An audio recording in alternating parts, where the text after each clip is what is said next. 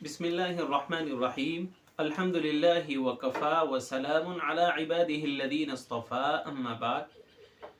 कंज़ुल कुरान के मुअज़्ज़ज़ नाज़रीन व सामिईन, अस्सलामु अलैकुम व रहमतुल्लाहि व बरकातुहू। आज का उन्वान है दर्जात हिफ्ज़ के तलबा को सजदे तिलावत सिखाएं। दर्जात हिफ्ज़ के कई मसाइल ऐसे हैं कि उसको उजागर करने की बहुत ज़रूरत महसूस हो रही है। तालिब इल्म हाफिज़ हो जाता है लेकिन कई बातों से नावाकिफ़ होता है। मिन जुमला उन मसाइल में से एक मसला सजदे तिलावत का है।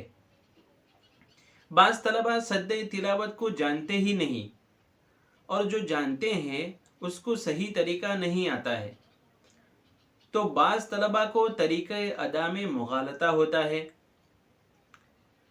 इस उन्वान पर चंद बातें बतौर मुज़ाकरा आप हज़रात की खिदमत में पेश करते हैं।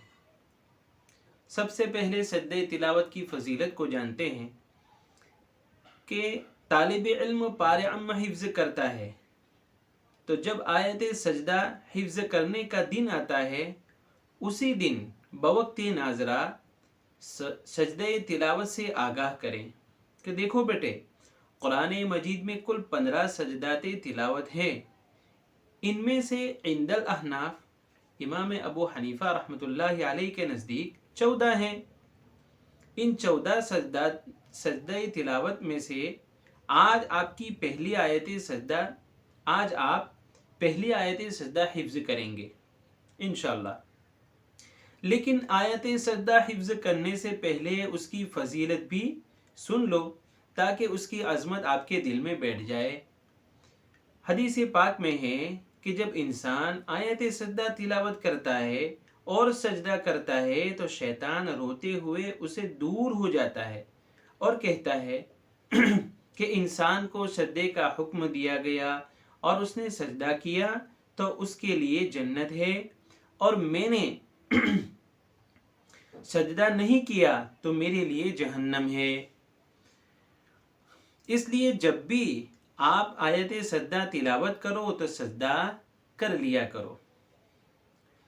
सजदे तिलावत का मसनून तरीका देखिए, हर मोमिन अपनी औलाद को सिगरे सिन्नी में दीनी तालीम के लिए पहली फुर्सत में मकतब दीनियात का रुख करवाता है, और उसमें जब भी कुरान पढ़ता हो जाता है तो मौके से उसको सजदे तिलावत भी सिखाया जाता है।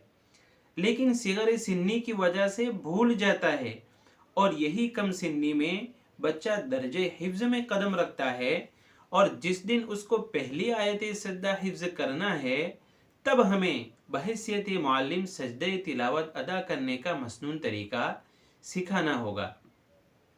मसनून तरीका क्या है जानते हैं। मसनून तरीका ये है कि जब सजदे तिलावत करने लगे तो दिल से नियत करें कि, और ज़ुबान से भी कर लेना बेहतर होगा कि अल्लाह के वास्ते सजदे तिलावत करता हूँ। अब खड़ा होकर हाथ उठाए बगैर अल्लाहु अकबर कहता हुआ सजदे में जाए और कम से कम 3 मरतबा सुबहान रब्बियल आला कहे। फिर अल्लाहु अकबर कहता हुआ सजदे से सर उठाए और खड़ा हो जाए।